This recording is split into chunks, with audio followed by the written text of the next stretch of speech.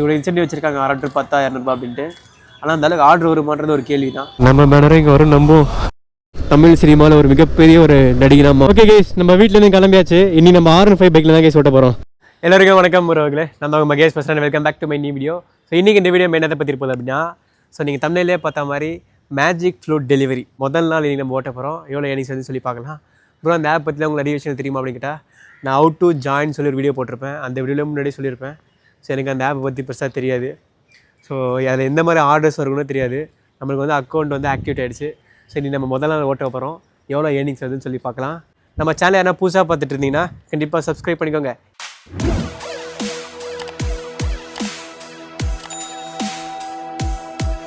Okay case, நம்ம வீட்டிலேருந்து கிளம்பியாச்சு. இனி நம்ம 6-5 பைக்கில் தான் கேஸ் ஓட்ட போகிறோம்.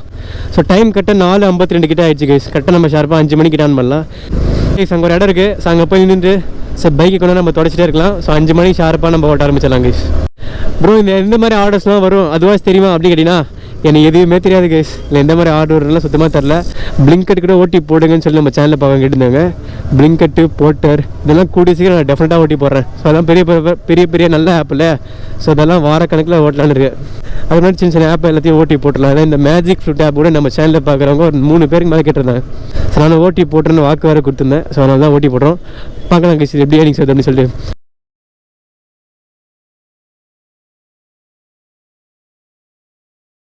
டைம் ஷார்ப்பாக 5 ஆகிடுச்சு. ஆன் பண்ணிடலாமா? ஆன் டியூட்டின்னு கொடுத்தா ஆன்லைன் ஆகிடும் சொல்லி. ஸோ ஆர்டருக்கு வந்து சர்ச் ஆகிட்டுருக்கு. பார்க்கலாம் எப்போ ஆர்டர் வருது அப்படின்ட்டு. ஸோ இது வந்து ஆஃபர் போல் இருக்குது. இருங்க, ஜாயின் கேம்னு கேட்குது. ஜாயின் கேம் கொடுத்துடலாமா? ஸோ 6 ஆர்டர் பார்த்துட்டா 200 ரூபா, 12 ஆர்டர் பார்த்துட்டா 200 ரூபாவா? இவ்வளோ இன்சென்டிவ் வச்சிருக்காங்க ஆர்டர் 10,000 ரூபா அப்படின்ட்டு. ஆனால் அந்த அளவுக்கு ஆர்டர் வருமானது ஒரு கேள்வி தான். To not reject more then 1 trip in a day. ஒரு நாளைக்கு ஒரு ஆர்டர் நம்ம ரிஜெக்ட் பண்ணலாம்னு நினைக்கிறேன். எப்பயுமே கைஸ் எல்லா டெலிவரிலையும் நம்ம ஜாயின் பண்ண கொஞ்ச நாளைக்கு வந்து நல்லா ஆர்டர் தருவாங்க. இன்றைக்கி தான் ஜாயின் பண்ண, இருந்தாலுமே ஆர்டரே வரலையே.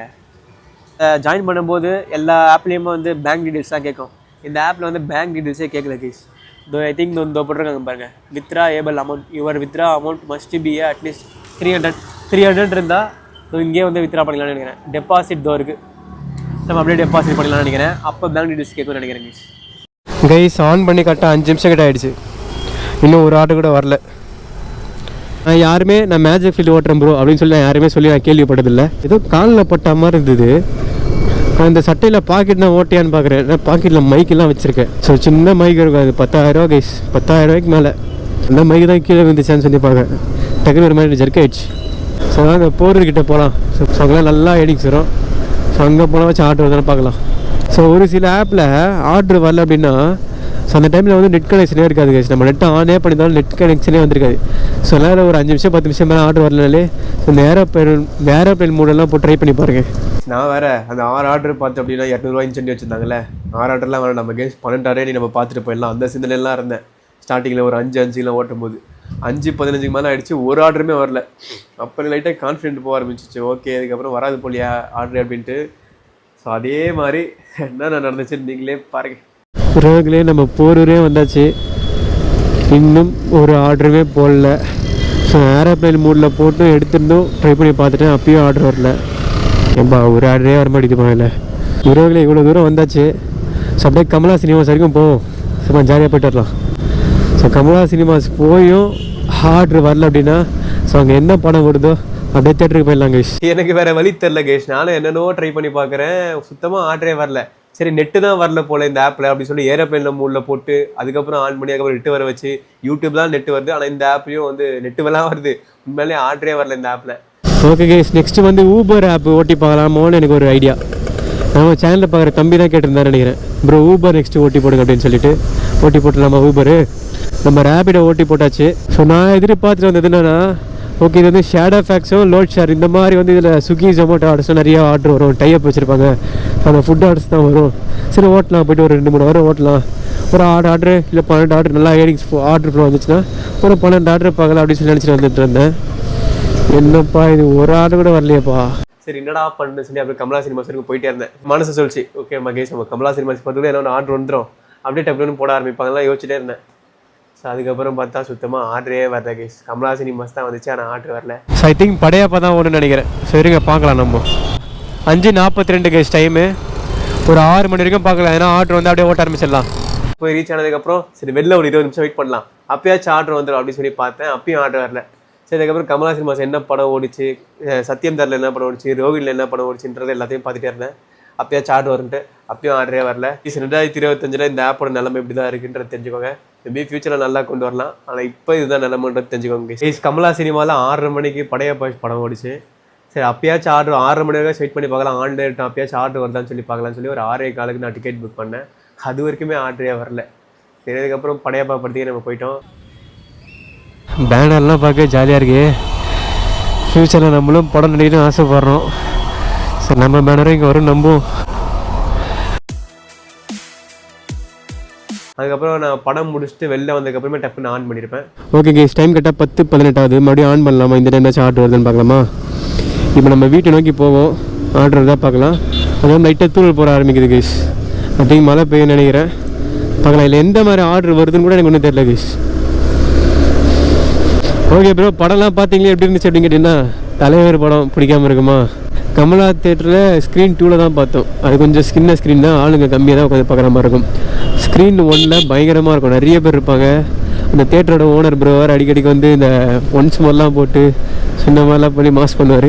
ஸோ அதில் பார்த்தா பயங்கரமாக இருந்திருக்கும். அதுவும் குறிப்பாக அந்த ரம்யா கிருஷ்ணன் மேம் வர சீன்லாம் பயங்கரமாக கத்துறாங்க கேஷ். கம்மியான பேர் தான் இருக்காங்க, பட் இன்னும் அவ்வளோ சண்டோட அப்படி கத்துறாங்க. ஸோ உண்மையாக அவங்க பர்ஃபார்மன்ஸ் பயங்கரமாக இருந்துச்சு. ரஜினி சார் ஸ்டைல் உண்மையிலே சீரியஸு வேறு மாதிரி.